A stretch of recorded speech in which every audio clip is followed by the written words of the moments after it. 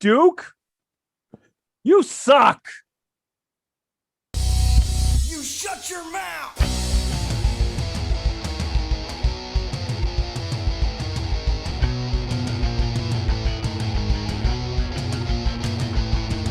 Welcome to the Duke You Suck podcast.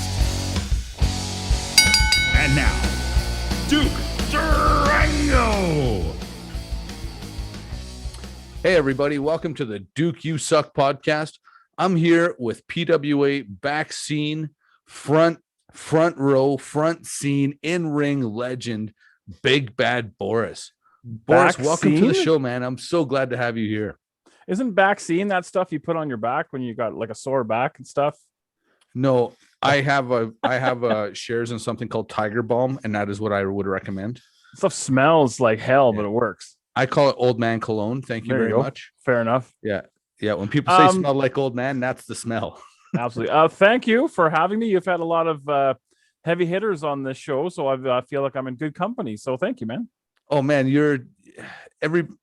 one thing I'm so fortunate of is that the friends I have are all just simply top-notch people. You know what I mean? A lot of the friends I've made in this business are all, incredible and so giving of their time for a guy like you to, I know you're not sitting around with your feet up waiting for shit to do. You don't have to do this. So I appreciate you coming on. No, it's going to be fun. So let me ask you, I mean, having been so many things for PWA, music, video, promo, marketing, HR. Yeah, hiring, firing, listening to the boys complain all the time. That's a big part. You don't know how big that is. How's the pandemic affected you with that? Like, I know, a lot of the boys are missing it, but I know you're pretty heavily involved, more so than just showing up on, those 2 nights a month to run stuff. I like being creative, so I miss that aspect of doing the creative things that are involved with the wrestling, like the video editing and the photoshopping and stuff like that. I miss seeing the guys. There's some of the Calgary guys that I haven't seen in a year. So I definitely miss the camaraderie and seeing the boys and running the shows. I'm worried once I sit down at the table on that first show back, I'm going to remember how the hell to do everything. Well, I mean, even at this with vaccines going through, they seem to be rolling along pretty quick. I was one of the people going pretty hard in the paint on how that rollout was going. Have you got round 1 yet? I have. Last Monday, it wasn't something I was necessarily going to advertise, but I will never. If you ask me, everybody's doing it. You got to be the guy on your Twitter saying, "I got my first vaccine." I don't like to inject things. You never know what you could get addicted to. You got to be careful. You know what, man? Here's the thing. I was thinking the other day, I mean, I've not been a big drug addict or anything, but I make this joke like through food and other things. I've probably put enough chemicals in my body that whatever vaccine they've injected me with should probably be more scared of what I'm going to give. Yeah. I mean, you and I, we're a little bit older. You're a little bit older than I am, but not a lot. I don't think. I'm from when it was okay to eat paint chips, Oh yeah. You and I used to roll around in the dirt outside when we were kids, and we didn't have the internet and the video games and all that stuff. So I know we sound like old fogies, but Well, this will gross you out. I got a good gross out factor here. If my mom ever watches this, she'll probably be mortified. But I can remember as a little kid eating gum off the sidewalk. I'm sure I probably did that too. Yeah. How old are you, Duke? I know you probably don't want to say. I don't know. I don't care, man. I'm 40. Goodness, I'm 40. I'll be 49. I'm 48. Okay, so I'm 44, so you're not too much older. So we're kind of from that same generation of push your kid sharing down the water slide bottles first. And rub some dirt on it and walk it off and all that kind of stuff. So what do you mean you broke your leg? Take a lap. Yeah. If Bill Gates wants to put a microchip in me, he's going to be really bored when he finds out what I'm up to. This guy watches a lot of wrestling. Yeah, like more than the average person. I was talking about that with somebody and like, I'm not anti-conspiracy theory because I do believe, there's some BS that goes on in the world. So I don't want to sound naive or foolish, but at the same time, I mean, when you hear things like, well, Bill Gates just wants to track my movements. Yeah, he's in your pocket, man. He doesn't need to inject you with anything. Oh, yeah. That thing we carry on, like, I swear that there's been things that I've been literally talking to friends about just talking out loud, and then on my Facebook feed I'll see advertisements for those things, and it freaks the hell out of me. Yeah, it's dodgy as anything. But do you know who Edward Snowden is? Does that name mean Of course, yeah. Okay, well, he basically, the last time I was listening to him do an interview, he was talking about the only way to turn your phone off in today's day and age, because you can power it down, but it never really shuts off, right? Mm-hmm. So he was saying that the only way to prevent that would be to remove the battery. And you can't do that on these. Yeah, how do you take the battery out of your iPhone, right? So yeah, and even I've said in my even naive state that there's a reason that guys at Google have all their cameras and stuff taped over when you see them being interviewed. Oh, really? Yeah, okay. Man. You see all their computer, kind of the cameras are all taped over. Right. So if they have to do it at Google, what are you and I gonna do? Well, I hope no one's looking at me. Yeah. Well, yeah. It's not pretty. Well, they probably hear me say a lot of stuff I shouldn't say out loud to to my poor wife. It's part of your charm, though. Yeah, I mean, my wife's keeping a list of the mean things I say, and I hope to get a hold of it and publish it at the end of this year. You know, I've never met your wife, but you speak very, very highly of her, joking? which I think is a very sweet thing. You always say very nice things about your wife. You know, I sometimes feel bad because I know other people have wives and sisters and stuff, but my wife is simply the best human being alive. Like, and I don't mean any, you know, she's not Mother Teresa or without flaw. I don't want to come across the wrong way, but she's just so good to me and so patient with me, and has, you know, for 25 years just allowed me to chase my dreams. Do you know what I mean? I totally forgot what I was going to say. Oh, I'm sorry. I'm drawing a total blank. Yeah, no, but she's just kind of let me do my thing, right? So as much as I remember riding, I'm sure you know Ken Johnson. Mm-hmm. And I remember riding with Ken Johnson, who was a vet when I was breaking in, and Wendy would come to every show. She probably went to more shows than half the boys.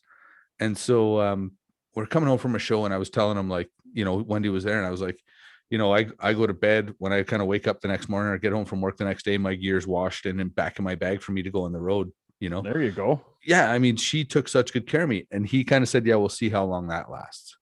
Do you know what I mean? Because a lot of wives and girlfriends are initially enamored with the fact that they're with somebody that's, you know, going to be a pro wrestler or a big star. And when they realize that's not a quick rise, you know, a lot of them will bail on it because they realize, you know, you trade a lot of birthdays and, you know, big events and holidays, you know, statutory holidays and stuff, long weekends and stuff. You know, for a very, very, very long time, my wife could not make plans with me on a weekend. You know what I mean? It was just a thing. Like, she knew I'd be away. So it takes a really particular person to be that way. So I'm proud to say, you know, Ken Johnson said that to me probably in my maybe first or second year of, you know, kind of traveling wrestling. And right up until the day I packed it in 2018, I would get home from Edmonton at, you know, 3-4 in the morning. By the time I got out of bed at 10 o'clock, my gear was washed and back in my bag. Like, do you think you're hard to live with, or? Yeah, I'm not an easy. Hey, you're interviewing me. I don't think old habits die hard. I'm sorry. Yeah, looks like we're going to start a podcast together. I don't think I'm an easy guy to live with. Do you know what I mean? Because as I get older, I get I'm much more quirky. Like, I definitely don't like being told what to do. So my poor wife thinks she lives on a game of Jeopardy, right? Where everything has to be in the form of a question. Right. So yeah, I don't think I'm, you know, I love my wife and she knows that, but yeah, I say things to be funny that a lot of other people wouldn't even think, let alone say. Yeah. Right. Like, but I'm always joking, but it takes a particular person to know that I am just kidding. Like, and so she really, really understands me. Okay. Let's not talk about me anymore. So now, one thing I did specifically mention that I want to talk to you about, because as many people watching may or may not know, Boris is a wrestling encyclopedia. He's forgot more about wrestling. That makes me nervous because, I mean, I watch, I don't know if I'd say encyclopedia, but I do watch, I think, substantially more than the average person. Well, okay. Compared to me, Boris is a wrestling encyclopedia. You simply just have your ear to the ground. Do you know what I mean? Like, even if you're not watching, like, you watch so much what I would call, you know, quote unquote independent wrestling, because they're not the big, you know, 3 or 4 companies, but you just know so much about what's going on. So one thing I did want to talk to you about is Wrestlemania. I thought WWE is always polarizing, I think, to say the least. But what did you specifically think of Wrestlemania? I mean, I'm not asking you to do a match by match breakdown. Of course, you want to. Well, it's been how many weeks now? Yeah, for sure. But just give me your overall thoughts. Like, what'd you think? it was good to see the fans back. Obviously, that was very cool. I haven't watched WWE regularly since last summer, so I was, when you follow along a little bit on social media and stuff. So I think for the most part, I kind of knew what was going on. Right. As per usual, staging and set incredible. Those guys always kill it. Everything looked really good. The rain delay was kind of fun to see them get thrown on their feet and just grab people in front of microphones and cut promos and kind of back the way it used to be where everything wasn't written out for you. Yeah, for sure. Matches wise, again, I don't remember too many specifics because it was so long ago. Right. I remember that main event. What I liked about it mostly was everybody was waiting for Drew McIntyre to have that moment when the fans came back, and for Edge to have that moment when the fans came back, and they were like, F you get none of that. And I thought that was great to have the heels go over once the fans are back. I thought that was kind of cool. That triple threat match that main evented on Sunday, I thought was the best match of the whole show, the whole weekend. Right. The ladies main event of night one also killed it. And yeah, it was fun to have the fans back. And it felt relatively normal for the first time in a long time. See, now, and what I like about even what you just said is you just take the event for what it is. Do you know what I mean? A lot of people really and don't get me wrong, I can be prone to sometimes, but we get hung up on the booking and the finishes and blah, blah, blah. And now that I just sort of sit down and watch all wrestling, like, okay, I literally just sit back and say, entertain me. Do you know what I mean? Good, bad, or indifferent. I think, sorry to cut you off. I think the difference for me is that I'm not a worker. Right. So I still have a lot of fan in me. I still watch it, not because I feel like I have to or because I'm a worker and I want to study, which I do. I more study commentary than I do work. But for me, I still like to watch it because I like to watch it. And I'm not jaded worker wise. I'm jaded like in the business wise, like I think we all are a little bit. Right. But because I'm not a wrestler, I think I look at it a little bit differently than a lot of you guys would. Right. Well, and I think we definitely, like, sometimes if I'm going to critique anything, it's, some of these guys do such good aerials, you know what I mean, to say the least. They're just they like guy like Ricochet does stuff and Ted Hart, for instance, too. These guys do shit I would never dream possible, never mind try. Do you know what I mean? Like those what they can do. But then, and I'm not using those two as an example in this statement, but I see so many guys do some really cool stuff. But then when you watch their basic wrestling, the punches, kicks, stomps, sometimes if I'm going to be negative, it'll be about that kind of stuff. Do you know what I mean? Like the finishes are the finishes. Like I came to a determination that, we watch a Terminator movie and we suspend belief enough. We watch it and we finish it and we go, that was a great movie. And most of us don't necessarily critique the screenplay. Yeah, I don't pick apart how Schwarzenegger was booked and he should have done this instead and da-da-da-da. Yeah, so, and then the other thing is, and this is a recent thought I had is, when I was booking for 6 to 8 guys. Do you know what I mean? Out of a 16-man roster, because you never knew who was going to show up. So if you shot too many angles, you were just shooting yourself in the foot. Yeah. But when you're having to write for 100 people, do you know what I mean? How, like that, when you think about the enormity of that task, the massive, like 100 people, you got to write, casting characters for 100 people. And it's not a huge room. And it's almost like 4 different promotions because you've got Raw, which is their guys. You've got SmackDown, which is theirs guys. You've got NXT. You've got NXT UK. You've got 205 Live. So it's almost like 100 guys spread over 4 different companies. Right.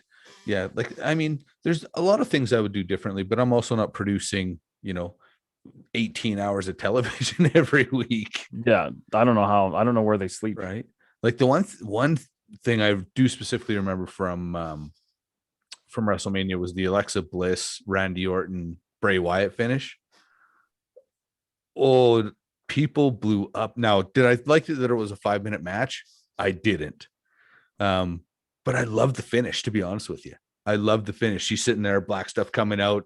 He becomes enamored with her. Orton scoops the win. Off they go, right?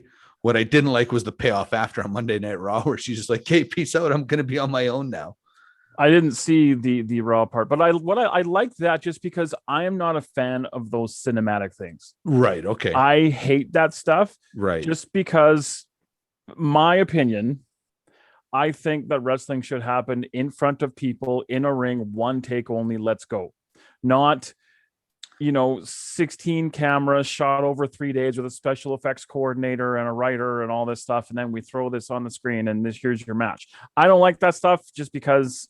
So I haven't liked a lot of the Fiend stuff they've done just because it's all that cinematic stuff that I'm not into. I did like a WrestleMania, at least that happened live in the ring in front of the audience. Right. That kind of thing.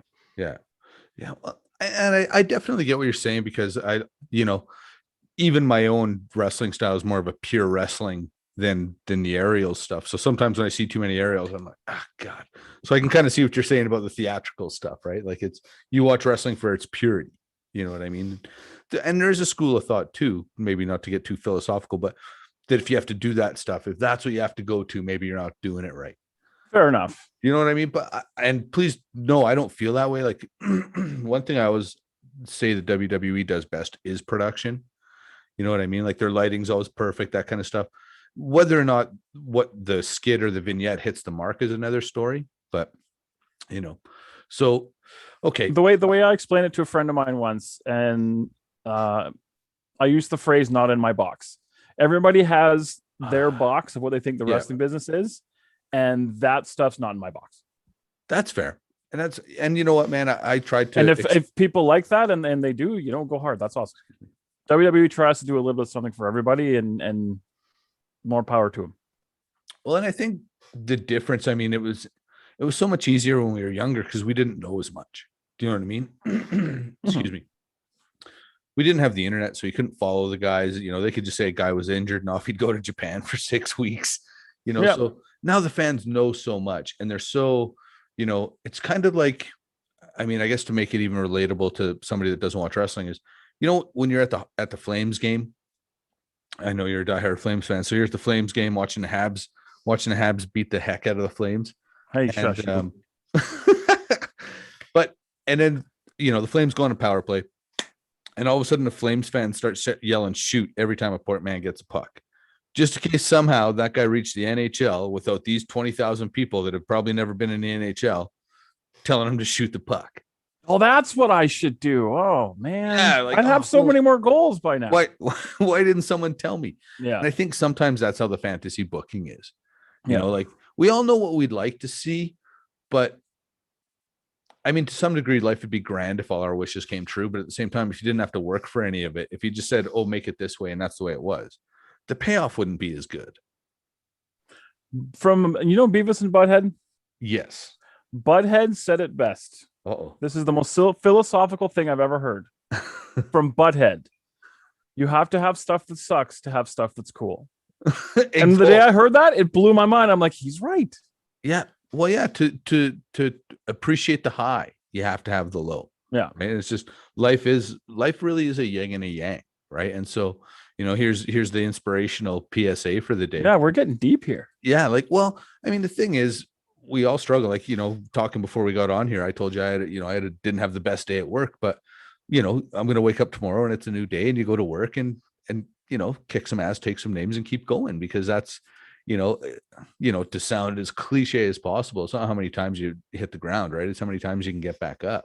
That's right. So it's, sometimes a guy gets tired of getting up. I got to learn how to duck. Finally. Yeah. So, all right. What's your favorite? Let me ask you this. What's your favorite promotion outside the WWE? My favorite PWA. Well, other than PWA. Yeah. Other than PWA. And Clandestine Society, of course. I got to throw a little. Naturally, I am a huge fan. There's a company in the States. It's run by a gentleman named Brett Lauderdale. It's called Game Changer Wrestling, or GCW. Okay. And they're kind of the hottest thing on the indies right now. I don't know if you're familiar with Joey Janela's Spring Break and those big shows they do at WrestleMania weekend and stuff like that. They're my favorite thing going right now. They do try to do a little bit of everything on their shows, and it's just a lot of really good wrestling. Not a lot of talking. They'll do a lot. They'll do some, ground and pound and some MMA style stuff. They'll do some high flying stuff. They're big into the death matches, which I know not a lot of people are into death matches, but I've always been a death match guy. Right. So they do a little bit of everything, and every show for me is a cracker. Every show is always top to bottom a lot of fun. Okay. And That's my Game favorite Changer. indie right now. Yeah, GCW. Okay. Make sure we pump those guys' tires then. Okay. So you're a fan of the death match, hey? Okay. Um, And I know you're a very old school guy, so I'm sure you're not a fan of guys rolling around in broken glass, but you know what, man? It doesn't matter whether or not I'm a fan of it. I have nothing but respect because I understand I've never been hit with a glass tube because I refuse, and that's maybe why I didn't make it all the way. But it's like, no, you're not hitting me with fluorescent. You're not hitting me with glass tubing. But at the same time, I have nothing but respect for what those guys do because I know what it feels like just to take a bump on the floor. Yeah. I'll throw some barbed wire, some tacks, or some fluorescent lighting down, or a brick, or I mean, those guys do things. I always have to say, whether you like it or not, you have to respect that those guys are willing to do something most of us aren't willing to do. Right. And yeah, please don't think. And I also think that the circus doesn't just travel with monkeys. Exactly. Right? Yeah, for sure. It takes, there's something, and that's the cool thing about pro wrestling is that, if you want just straight up hardcore wrestling, check out Bloodsport. You know what I mean? If you want, and that's GCW. Okay, right. So then if you want like King of the Death Match, right? Well, check out CZW or there's lots of stuff out there for everybody. Is it for everybody? No, but as many people love dubstep as love rock and roll. It's just the way life goes, right? Like it's so is dubstep the death match of music then? No, that was just what came to mind. No, I know what you're saying. Yeah. But here's the death match of music for me is and I don't want to say this because I hate this band much, much more than I hate. Oh, here we go. Dubstep. Billy Talent. You know what? It's funny that you mentioned that because I always thought Billy Talent was punk rock for guys who don't like punk rock. And I'm a big punk rock guy. Never a fan of theirs, but when I was working for the Bear, I did a street team at their show at K-Days, and they blew me away. They were really, really, really good. That's I wouldn't go buy a record, but live on stage, really, really good. Okay, that's and that goes a long way for me because I do judge a band pretty good by more so like anybody can produce a record. What do you do on stage? Yeah, like for anybody that's never seen Metallica, they're a band that love them or hate them. If you ever see them live, they're better live than they are on any record. Yeah, they're just insane live. So now, what would you if you had you've got money's not an object, no question.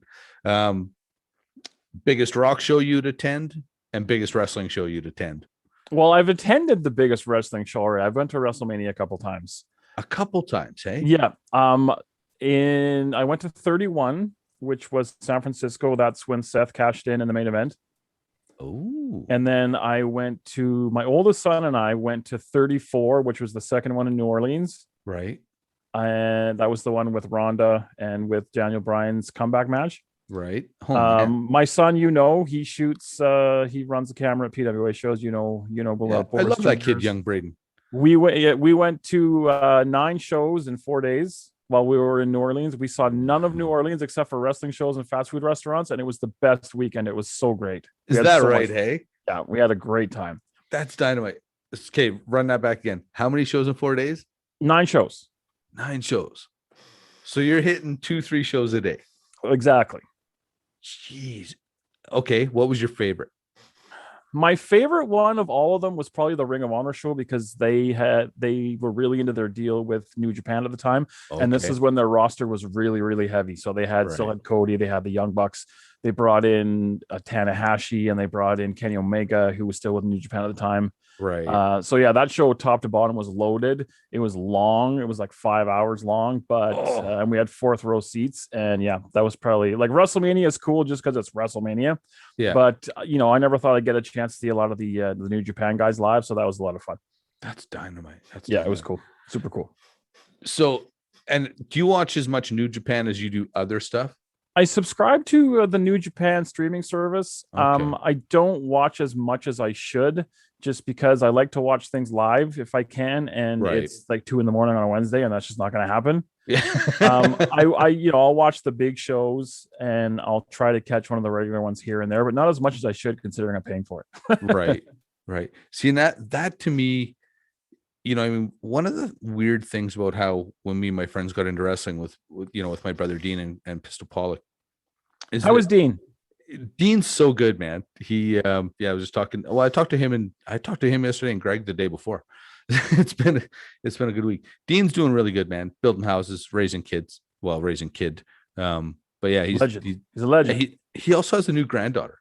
Oh, excellent. So, yeah, her name is Harper Dean. So Awesome. she's a little sweetie. He's doing great. Pistol's doing really good. He's working in the oil and gas industry, so he's just thankful to be working these days. Yeah, for sure. Yeah. Now I forget what I was saying. Yeah, so do I. Yeah. New Japan. We're talking about New Japan. Oh, okay. Really and truly, if I had time, I would sit down and subscribe to the New Japan, because that's probably the wrestling that speaks to me the most. I think you'd enjoy it. Yeah. Yeah. I mean, by far New Japan, just because also if you don't understand the language, you don't watch any of the stuff. Do you know what I mean? Well, they do English commentary on most of it. Right. No, I'm talking about like the vignettes and stuff like that. Oh, I see. Okay. Yeah. I get one of my issues is people talk about the angles and stuff on WWE. And in the last year or so, I've started actually slowed down and watching it. But I literally would just forward through that show till there was a match thought I wanted to see. And then I would watch that match and forward through the rest of the stuff. And it's funny with the language thing, because I'm good friends with Andy Anderson, Andy from PWA. Oh, yeah. And he did some working in Mexico and he did a little bit in Japan. And I asked him, was it hard to put a match together with a guy who doesn't, you don't speak the same language? And he said, wrestling's a universal language. Yeah. And I didn't really realize that until I was watching some of the New Japan stuff where it didn't have English commentary. And for the most part, just through understanding wrestling, I kind of like, I know what's going on here. I know what this promo is about. Well, it's like watching a foreign film. You don't necessarily need subtitles because facials and body language should be able to tell the story, right? So there's that part of it, but it's just, I just want to watch the fighting. Yeah. Do you know what I mean? You could watch Raw in like 30 minutes if you really want to just watch matches and stuff. Well, and that to me is what's the most disappointing thing. Like if I was really going to go hard in the paint on WWE, it would be that you have this 3-hour show. You have this platform for these guys to really show why you signed them, really show why you brought them to the dance. And they get 6, 7, 8 minutes with a commercial break. And the commentators talking about never that match. Yeah. You know what I mean? And that is probably one of the things for me that's the hardest thing to take about watching wrestling is, there's a match in the ring and you're talking about what's going to happen at the next pay-per-view. And I appreciate you got to sell pay-per-views. The truth is 95% of the people watching Raw are already going to watch the pay-per-view. Like you got to they've already bought the network, even that they're not even selling $40 or $50 pay-per-views anymore. They're selling now in the States, they're selling you a $5 subscription. So yeah, on Peacock, right? And then sanitizing it, the dirty scoundrels. Yeah. You know what? What do you think of that? Taking out Piper's blackface and stuff like that.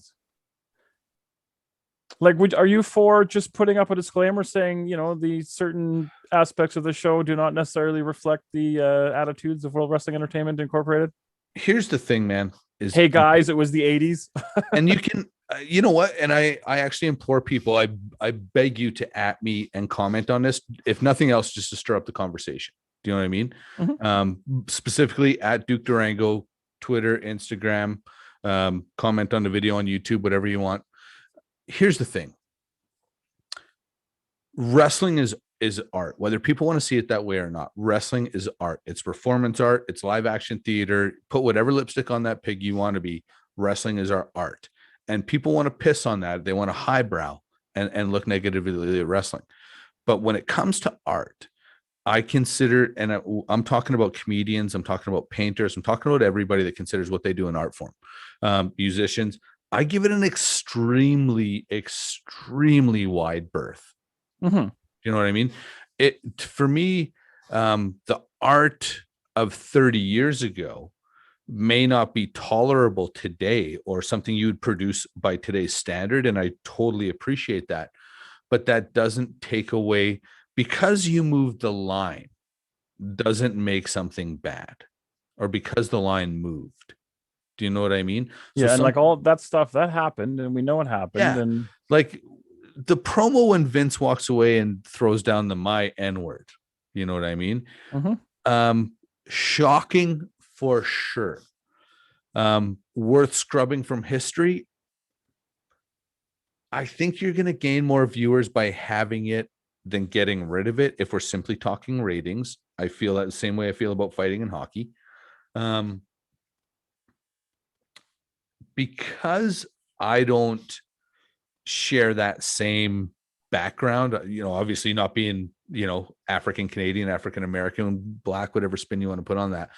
I'm not going to claim to understand why they would or wouldn't be offended by that skit. Do you know what I mean?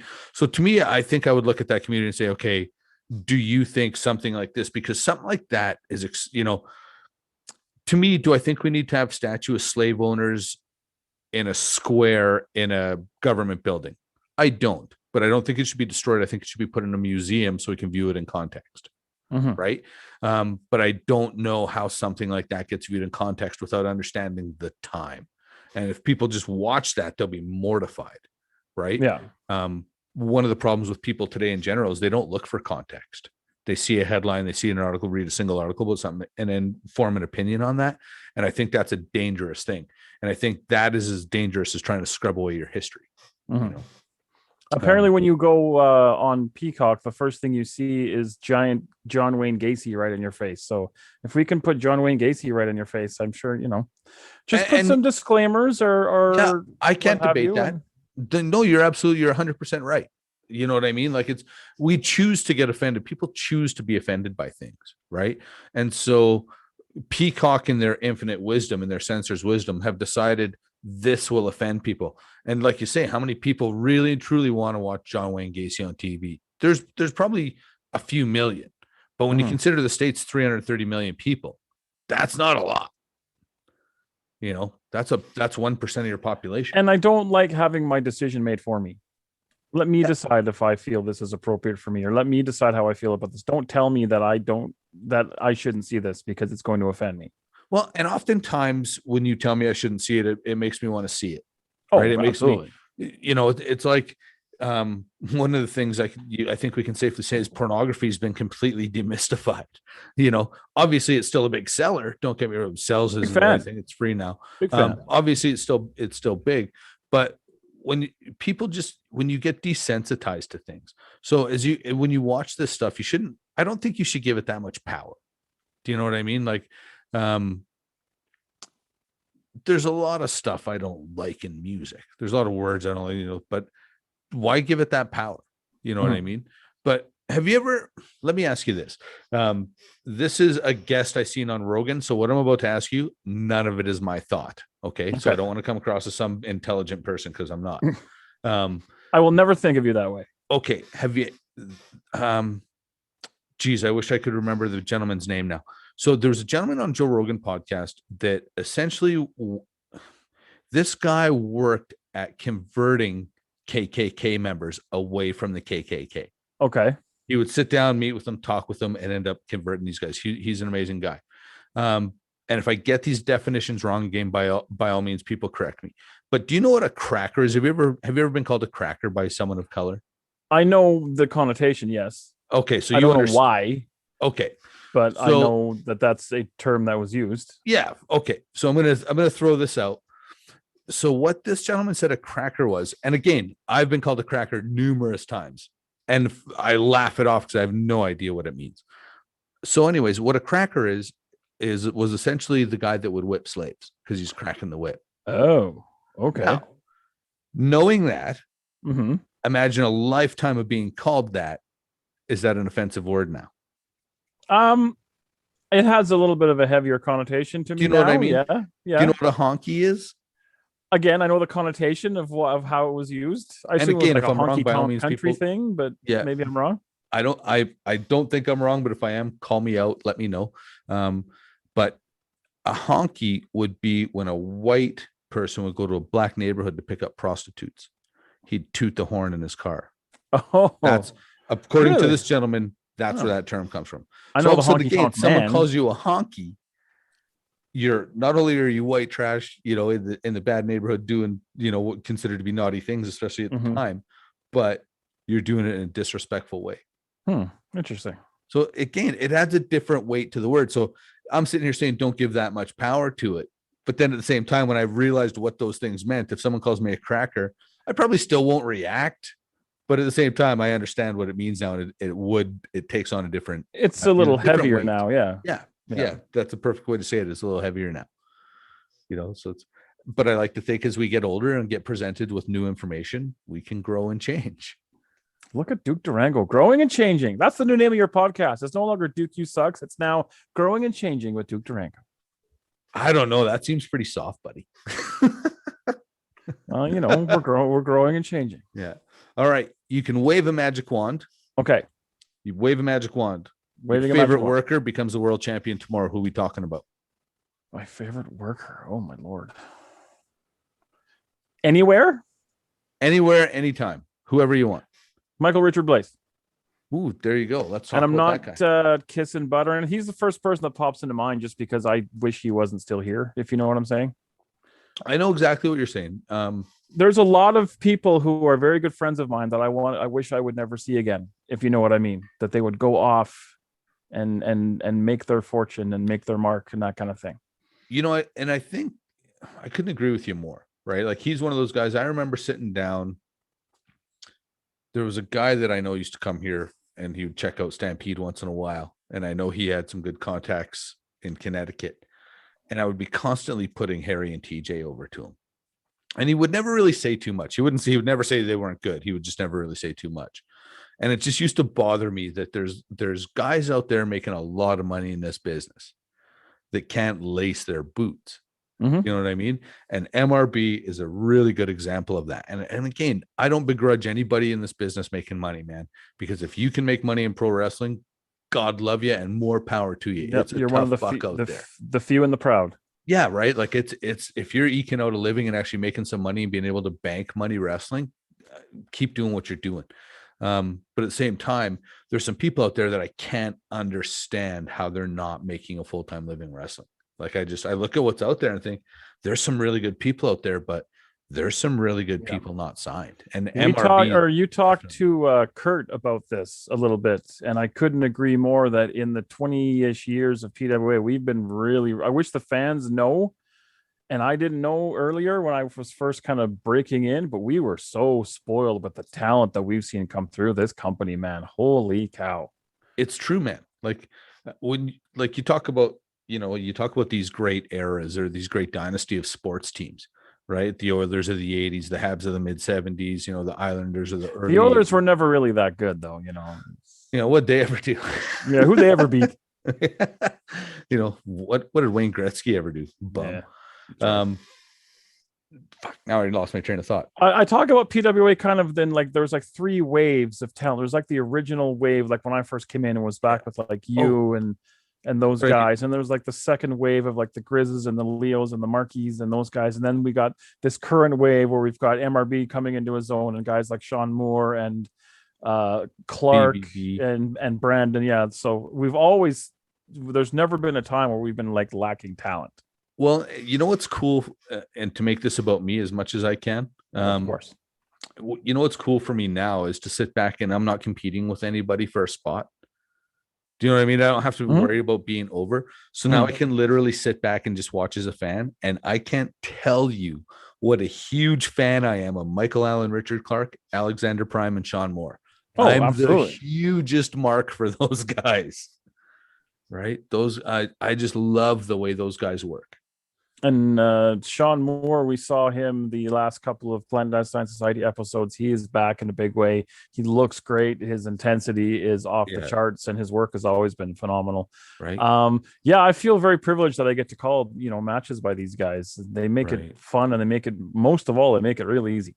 Can I compliment you on your work on Clandestine, because it's so refreshing to listen to? I would love to. It's so refreshing to listen to a commentator that knows what the moves are called. Yeah. I mean, again, I've watched enough wrestling over the years. I've kind of caught on to certain things like that, and I've done, like you were saying earlier, I've done a lot of things in the PWA. I started out as a ring announcer, and then I did the heel manager thing for a while, which was a lot of fun. And then when Tex Gaines blew his knee out, Grizz was doing posters and running the website, all this stuff, and Grizz moved to Ontario. So I taught myself Photoshop to make posters, and then I taught myself video editing and all that stuff. Wow. And I think I've been okay at everything that I've done in PWA, except commentaries where I've really kind of come into my own, and I enjoyed, and I don't like tooting my horn, but I think I'm pretty good at it. And I think so, man. yeah. I think you're really good at it. And I get a lot of really, really nice compliments from a lot of really, really nice people that make me feel really, really good. But yeah, Nice. I wish I would have known about this and tried this 10 or so years ago, and I might have tried to make a run at it, so to speak. Right. Well, you know what, send man? some Here's tapes all I around would stuff. say about that is, the thing is, I pinned myself in wrestling. Okay, if I haven't made it by this point, I'm not going to make it. And that's when your body's got a finite time on it. That's one thing, but your voice isn't going to wear out. Yeah. So keep working, keep shooting your shot, man. Keep sending tapes out, keep doing that stuff, because you never know, right? Like if you'd have told me when Mauro and Ranallo was commentating Stampede Wrestling, and he did an amazing job of making I remember 8 those of the shows. same matches sound exciting. Yeah. So nothing but respect for Mauro. But if you'd have told me he was going to be the Showtime guy and the New Japan guy and the WWE guy, I don't know if I would have believed it. Not because he wasn't good, but because it was such a huge thing. Yeah. Right? Who dares to dream that big? For sure. And You what's know? I think kind of shitty for commentators, as far as I know around here anyway, a wrestler can go to a vet and say, "Can you watch my match and tell me what I did well, what I did wrong?" I've Right. never felt like I had anybody who I could go to and say, "Hey, can you listen to my commentary and tell me what I did?" I tried to get in contact with Morrill through Twitter, Right. just to send him a link, and I tried to ask a few people who may still know him from Stampede to see if he could watch any of my stuff, just to get some feedback. But I don't really have a vet to go to and say, "Hey, can you Right. listen to this and tell me what I can do better?" No, and you're right, because I mean, we can all listen and say, "Oh, I like this about Boris's commentary," or "I do or don't like this or that." But when you're not doing it, like it's just like being in the ring, right? Once you've been in the ring, whether you want to believe it or not, you watch matches differently. And once you've been a commentator, you listen, you hear things differently. So I totally appreciate what you're saying, because Yeah, I look a lot at from a peer, when I watch, especially indie wrestling. I listen to a lot of commentary and I watch a lot of video, and some of it's real. Like I love indie wrestling. Don't get me wrong, I love it. But sometimes when it's done badly, I'm yelling at the TV, going, "Don't shoot against the hard camera!" And I'm yelling to the commentator, going, "Get excited for what you just saw. You're not selling what you're seeing." Stuff like that. But I don't know. But just that's what happens because how long have you been around PWA now total? I mean, off and on, I've been around for the majority of the 20 years. I don't exactly remember what year I started, but I know it was within the first 3, because I was at Night of. Because I don't remember a time when you weren't there. I know I worked Night of Champions 3. That wasn't my first show. Okay. But yeah, I've been around for the majority of it. Man. See, I honestly don't remember any of that. No? Like I don't remember. No, I don't remember. I remember a ladder match for the tag team titles that there was a whole bunch of tables we had, and you might remember this show, but like all these matches, and we had these tables, and the tables wouldn't break. They were the biggest, heaviest tables. I remember that show because I might have been Fans Bring the Weapons. I can't remember though. But I kind of remember that show. I remember working Ivan one night when he'd had a little too much to drink, and for some reason, whoever I was working was either injured or didn't show up. You know what I mean? I remember and simply because I was booking.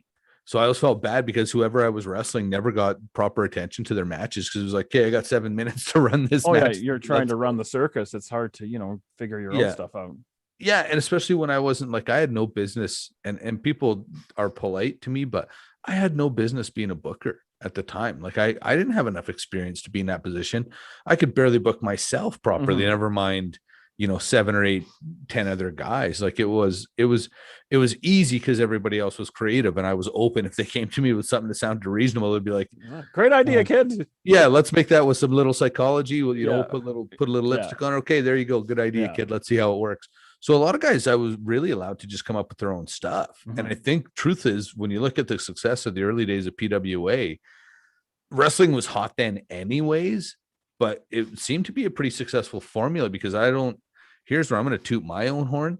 If you look back at the history of PWA, the best PWA ever drew was when we had the roster we had when we started working, the first 6 or 7 years when we were there. but also I was the booker. Do you know what I mean? I don't take credit for that. I give that to the boys, but whoever else has been the booker has never drawn that way in PWA. But I give that credit to the people that came to me with their ideas. Yeah, and it's funny. There's a copy. I have a copy of one of the first shows that was at what's it called? Shaw Conference Center. It's not the first show, because I know the first show was, but I think it was the first show that was at the Shaw Conference Center. Right. And I bought a ticket, and I was in the front row at that show. And you can actually, on the grainy, shitty little video, you can see me sitting in the front row of that show. And it's kind of funny to think 20 years later, here I am, and you can see me sitting in the front row of the show. I just think it's kind of funny. The thing is that exudes the passion you have for the business. And I think there's a lot of indie fans out there that share that same passion.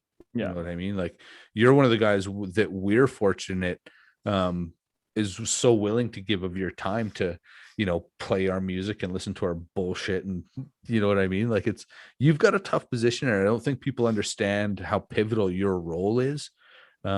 You know, kind of making sure the sound works, and, you know, God forbid there's lighting, and like, you do a lot for PWA, and I don't know that a lot of people recognize that. Well, I appreciate that. And that's something that I'd like a lot of people to know is there's a lot of dudes in the wrestling business, unsung heroes that no one knows their face, no one knows their name, but they make that shit happen every week. There's a guy driving a forklift, unloading a trailer to set Raw up and all that stuff. There's tons and tons and tons of technical people and camera operators and sound people. One of the things I thought was really cool was the last episode of Thunder on TBS when WWE bought them. They actually did credits at the end of that last, and they like listed off all like the drivers and all, and it was a good like 2 minutes, but they listed off everybody. And I thought that was really cool.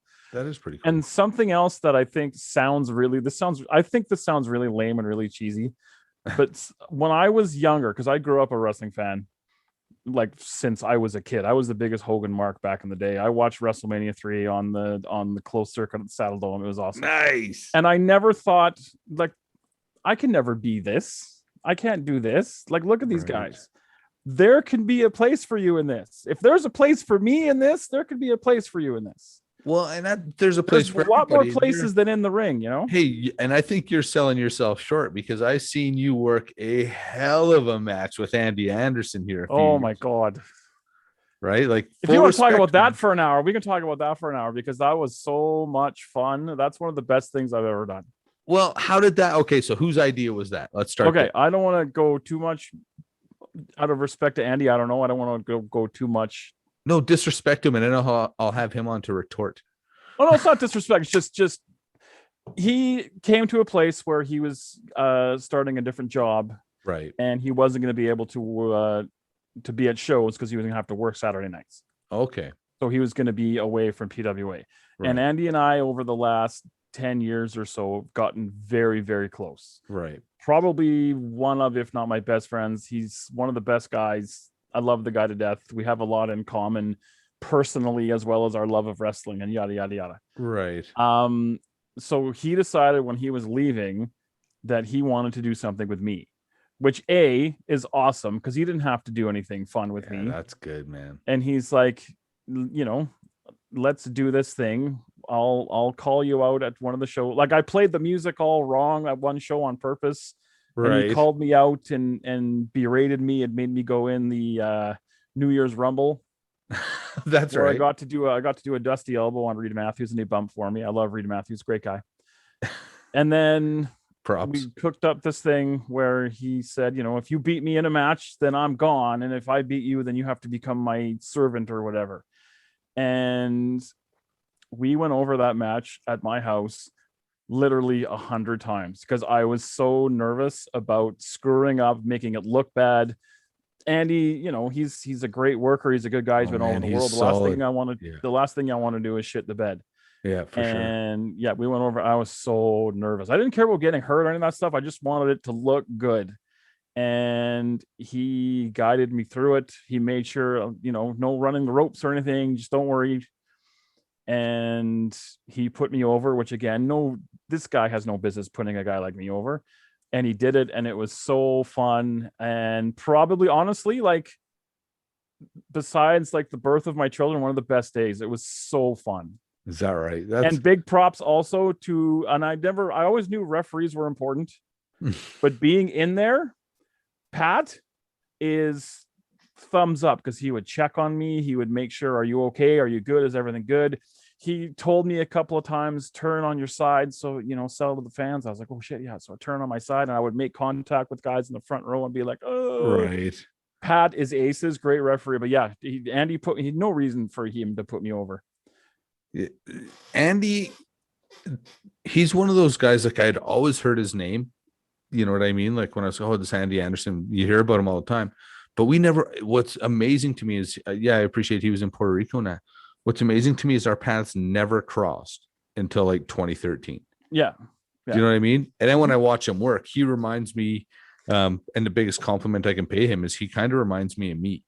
Absolutely. He's a little more active than I am, but yeah, he like chirping the crowd the whole time. Like he just, and again, to compare him to Kevin Owen. Yeah. You know what I mean? That's a comparison I would draw there. That same type of heel, right? Like he's a very much a less is more kind of a guy, and kind of old school but smart. And so much respect. Yeah, I have nothing but respect. And the more, I didn't get to spend a lot of time with Andy, obviously, because I'm a stuck-up prick and hide in my own locker room. Well, but me, big star on the door, me and Dukeberg.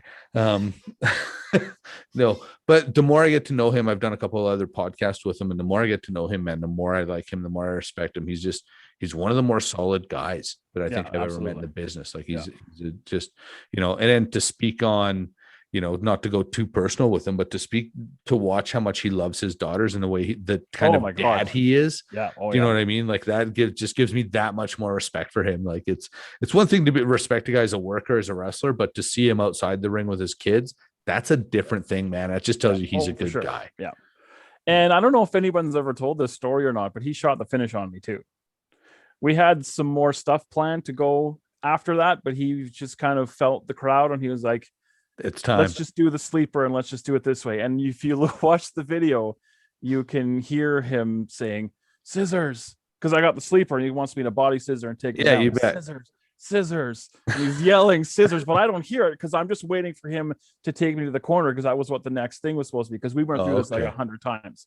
And finally Pat's like, scissors, and I took him to the scissors, looking down, and because we were supposed to do a whole thing where I took him to the corner and then he would trip and follow. I was going to slingshot him, and then he would, I hope he's not mad at me, I would slingshot him in the buckle and he'd hit the buckle, and then he would stagger and I'd be on my knees. He would trip over me. I had schoolboy on 1, 2, 3, and I was supposed to be what the finish was going to be. Oh, okay. He just felt, I don't know if he was worried. Like we practiced the slingshot, and because some guys, if you look at some guys, they can't do slingshots for shit because they spread their knees apart. He's like, just keep your knees tight and everything's fine. But I don't know if he was just worried that it wouldn't go well or wouldn't look good. He just went with the sleeper and it was fine. No, he's probably right. I mean, A, keep it as simple as you can with a guy that's not super experienced in the ring, but B, one of the reasons, I mean, it's important to have a finish and call the finish and make sure, kind of follow through with what you're calling. But one of the reasons I don't like to call much is that it's hard to work with the crowd, right? Like you can go out there and call when you're working on TV, and a lot of the ways some of the guys have trained now, it's a little different because they're training for TV. Do you know what I mean? Yeah. But when you start working all these little freaking bingo halls and Kinsman clubs, and once the Cardston Arena takes the ice out, you can go there in the summertime. When you wrestle all these little towns, you'll go out there and you'll have these really, really elaborate matches planned with lots of technical wrestling and flips, and and you'd start doing this really fancy shit and you get nothing. And you turn around and punch the baby face in the mouth, and that's what pops the crowd. Yeah. Right. So it's one thing to call stuff, but it's another thing to be married to it. Right. Like I think one of the cool things about wrestling is just reading what the crowd's into and flowing with that.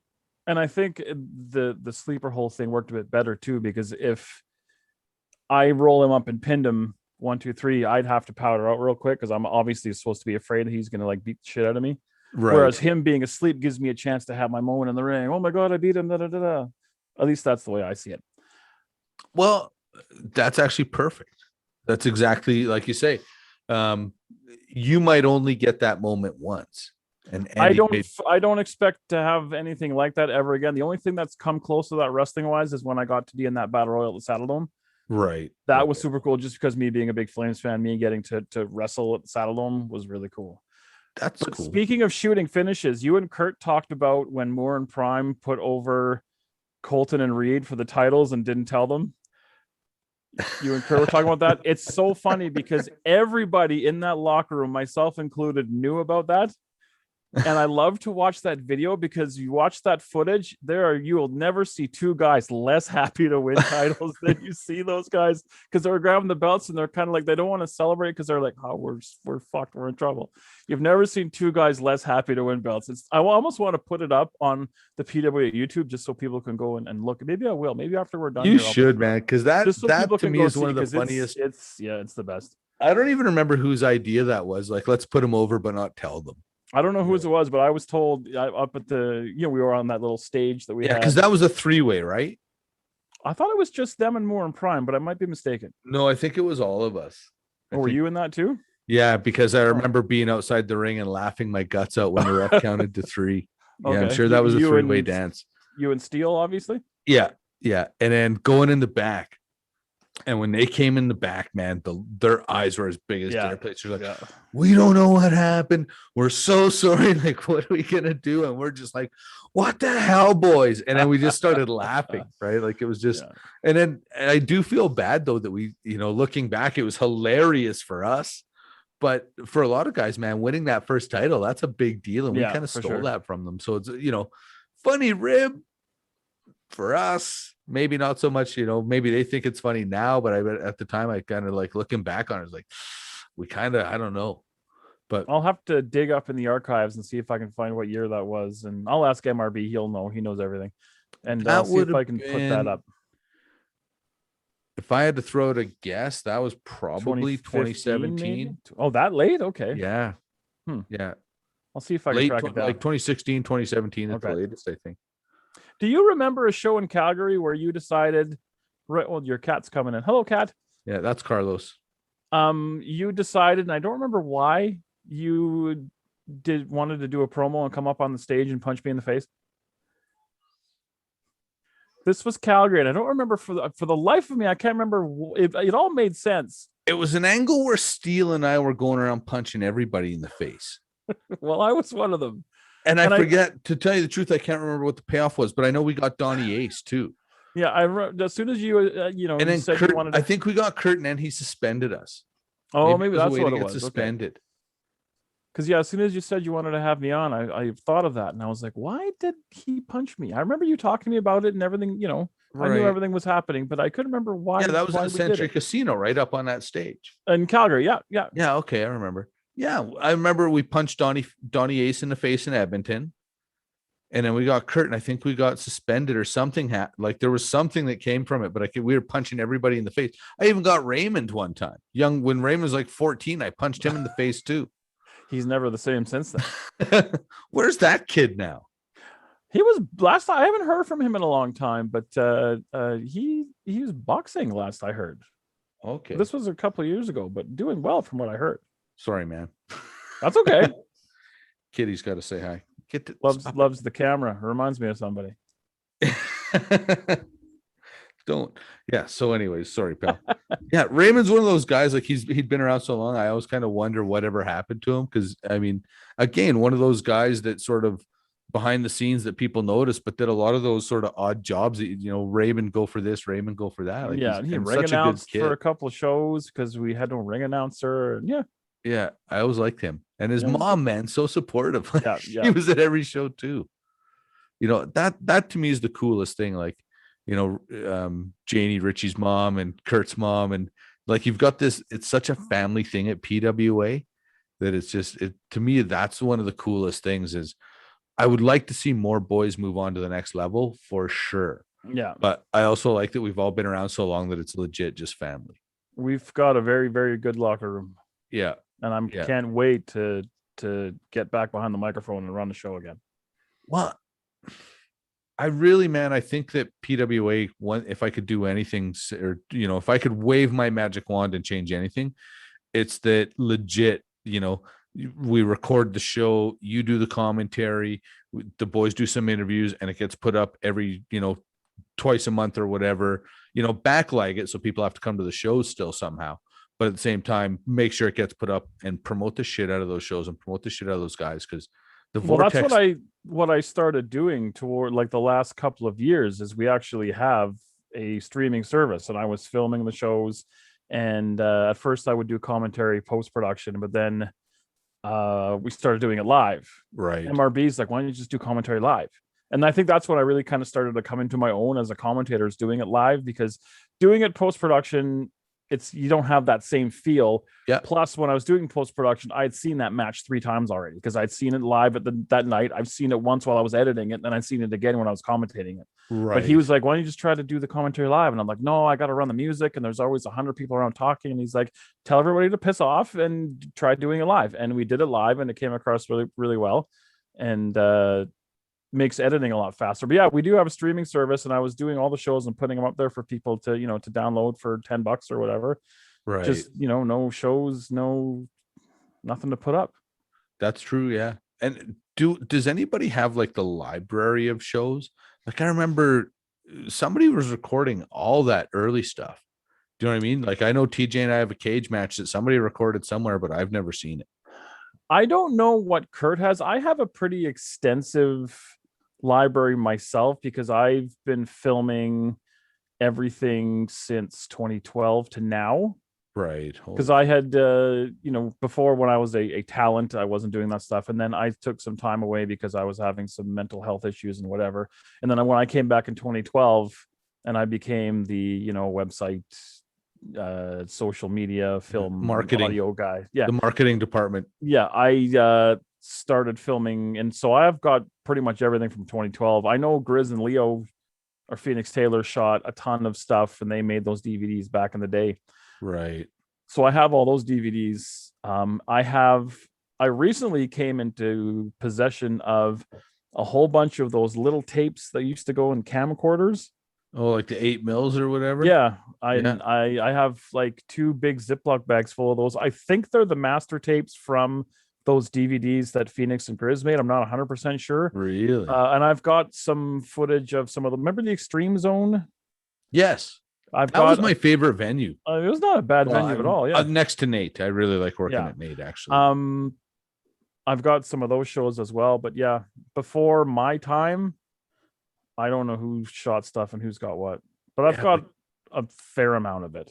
Is that right? Hey. Yeah. Yeah. Like, I know early on there was always somebody filming, but who has that footage? I have no idea. Like, sometimes maybe people we'll do a match, and I'm we'll like, do a reality show on A&E and try to follow around and see if we can find our old footage. Find all my lost footage. Mm-hmm. And I know this is the original footage because I remember what I was wearing that day. That would be a fun show. Yeah, I'm in. You're in. Okay, let's talk seriously now. We haven't been so far? No, this has all been bullshit up to this point. Oh, everything's been bullshit up to now. All right. Yeah. All right. Big serious thing. Let's get real. Are we going to do a podcast together? I'm game. Yeah. I think we have a good rapport. Well, I think with your skills and knowledge. You're trying to find a word there. No, I was trying to not pump your tires up too bad to make me, or too big to make me look too stupid. No, legit. I think that I can definitely bring some levity or whatever to a conversation, but I think your knowledge, man, I think that you're somebody that should be talking about wrestling all the time. I do. To anybody who will listen. Well, and that's what I mean. They get annoyed. Do you know what I mean? Like, the thing is that the Duke You Suck podcast is a pretty eclectic group of people, I think, and I like that. But I think it's been fantastic, by the way. Really, really good. I especially liked Giselle was great. Kurt was great. Much. Giselle was really good as well. Yeah, that's one episode, man. I wish got more views because I really I have a lot of respect for her, and I can't wait. And I haven't reached out to her yet because I'm a piece of shit. But Kat Von Hees is somebody else that I'm targeting very soon. Oh, fantastic. Yeah. Oh, she's got an amazing story in wrestling. Mm-hmm. She's somebody that I respect so much because she's done a lot. You know what I mean? Like, I really like her. Super cool. Well, and that's the thing about this is I literally just get to sit around and bullshit with my friends. Do you know what I mean? It's something that you would have done anyway, but you just press record. Well, the thing is now with the pandemic, I can't. Like I actually have another microphone just like this for when I can have people over. Oh, okay. Do you know what I mean? Because that was the original intent, was like I literally bought 2 mics. I was just about to get her going, and then, oh, you can't have people to your house anymore. Oh, okay. So Any kind of business you want to do with me, I'm in. yeah, no, I think that, I think Kurt wants to do something too. So yeah, I don't know, man. I think we've got a lot of opportunities out there, because truth is, buddy, I don't care if anyone watches. And I think that's the cool part. Yeah. As long as you're having fun doing it, Well, then, yeah. Like, do I want people to watch? Of course. I mean, it strokes your ego when you get a lot of views, but at the same time, I mean, I never did this because I thought I was going to get famous or make money from it. Mm-hmm. You know what I mean? Like it's not, one of the reasons I like to be able to swear and stuff, because I don't have to care what sponsors. Like I actually talked to TJ and said, hey, I should, read a blurb about your product on my show. And I thought, why would I degrade his product by putting it on my show? I've used his product. It's fantastic, by the way. Oh, well, now that we're talking about a workhorse fitness, second to none. If you haven't tried it, try it. It's worth the extra fees to get it across the border from the States. I know there's a company, I want to say just outside of Edmonton, that sells Crushers, it, right? Crusher Supplements. Crusher Supplements. I want to say Morinville, but don't quote me on that. That's where you can get it. Yeah.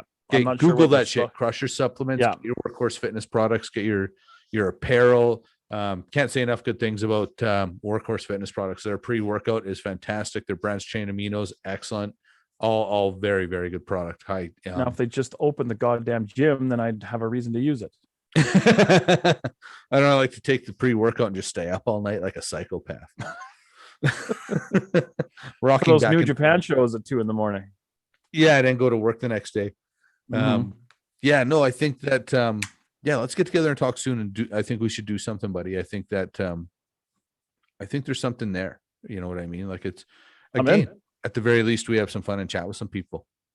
On that note, let's how can the people get a hold of you? Tell me where they can follow you. Tell me about the YouTube channel. Give me all that stuff. Flames are leading the Oilers 2-1 with 9 minutes left, by the way. So there's go Flames, go Flames, go. You can find me on Twitter at BBBORIS, Big Bad Boris. Same thing on Instagram. PWA, you can find us on Twitter at PWA Wrestling CA. We're having some issues with the website. We kind of lost it. I don't know if I should. Kurt sort of mentioned it, but yeah, we kind of lost the website. So we're gonna see if we can get it. I'm just gonna say it. Screw it. Kurt can yell at me. You know what? Kurt's gonna yell at me. He's gonna get mad. But we every time it's time for it to get renewed, we always forget because we never know when time it gets renewed. Right.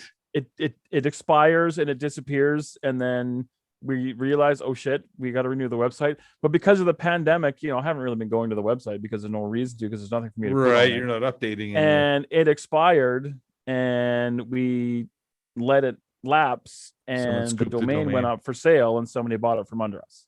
Shit. So somebody owns pwwrestling.ca, and I looked into what it would cost to buy it from them, and their minimum was $250 US for us to buy the domain back from them. It's called cyber squatting, and it's a dick move. And Kurt, if you are mad at me for saying this, I'm very sorry, but that's the real reason. But on Twitter at PWA Wrestling CA, you can find us on Facebook as well. Clandestine SOC on Twitter for Clandestine Society as well. Yes, check out Clandestine Society, people. This is an up and coming promotion. It's going to do some really cool stuff. Those are a lot of fun. Those shows and those matches to call. That first one that we did 2 years ago that we did live. Again, I'll put that up with my match with Andy, and that wrestling at the Saddle Dome. I put that up there as well. That was one of the best things that I've been a part of. It was the first time that I commentated live, like it was being broadcast live, so that was kind of a cool thing as well. So that's dynamite. Check that out as well. And if you don't do another thing tonight, I want you to get that match with you and Andy up on YouTube right now. You know what? I think people need to see it. It's my shining moment, except for the scissors part. It's time. Everybody needs to see Andy Anderson versus Big Bad Boris. That was at Night of Champions. And it was the anniversary show. Was it an anniversary show? I believe it was the anniversary show. Okay, well, either way, it stole the show. It was an awesome match. It was so fun. I was so nervous, and he took such good care of me, and we must have went over that match 100 times. It was great. Well, we should all do the same for you, buddy. Nothing but love and respect. Thank you for everything you've done for PWA. Thank you for all of your work behind the scenes. Thank you for listening to us all bitch and moan in the back. and simply thank you for being you, man. You're a good man, and I'm really proud to know you. Oh, I appreciate that. That's a rush of blood to my ego. Thanks, buddy. We'll talk soon. Peace.